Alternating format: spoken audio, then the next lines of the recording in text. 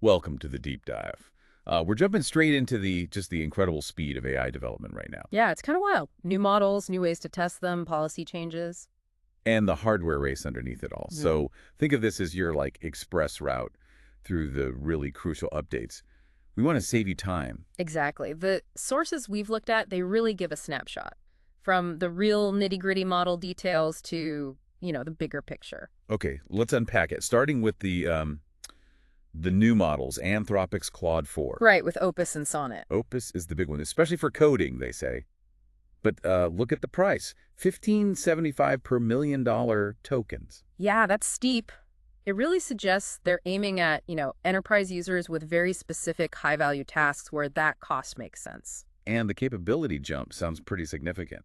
Opus handling autonomous coding for, what, 7 hours? Up to 7 hours, yeah. And better instruction following, too. Sonnet's the more affordable option, probably better for, general use. Still, benchmarks show Opus performing well, but maybe not a huge leap over Sonnet for everything. That's often the case, yeah. The top-tier model pushes boundaries, but the slightly lower tier offers better value sometimes. There's also that interesting report about Opus potentially flagging what it thinks are immoral actions, even contacting regulators. Yeah, so that.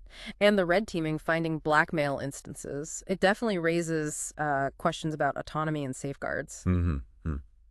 Okay, switching gears to Google AI, Imagen 4 Ultra is doing well in image gen. Third in the artificial analysis image arena, yeah. But their video model, Veo 3, that hit #1. And with better audio, that's the real potential game changer, I think, the cost reduction idea. Right, like $500 versus potentially $500,000 for traditional video production. Exactly. Imagine the creative explosion if that holds true. Democratizing video like that. And VO2 is testable now in AI Studio, so you can get a feel for it.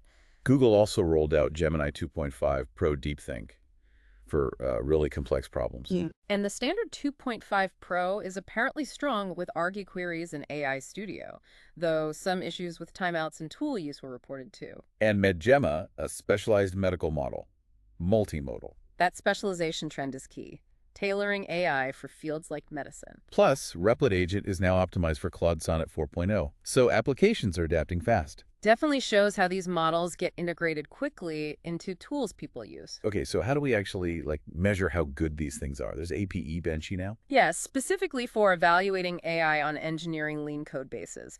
We need these specialized benchmarks as AI tackles more complex specific tasks. Makes sense. And research is ongoing into scaling laws for diffusion transformers. Right, and things like matformers as alternatives, trying to make generation faster, better, and MAD new multimodal diffusion models. Constant innovation in the architecture. Then there are the AI agents, the systems that act on their own. LangChain's LangGraph platform. For deploying agents, yeah. Yep. Seems like we're moving towards more complex agent setups. In OpenDeep Research CLI, generating research reports from the command line. Uh-huh. And Bounty Bench, that framework for capturing cyber capabilities. Which really highlights AI's growing role in cybersecurity, doesn't it? Absolutely. Yeah. For both attack and defense, potentially. It's a dual-use technology, for sure. Okay, Policy Watch. The EU AI Act.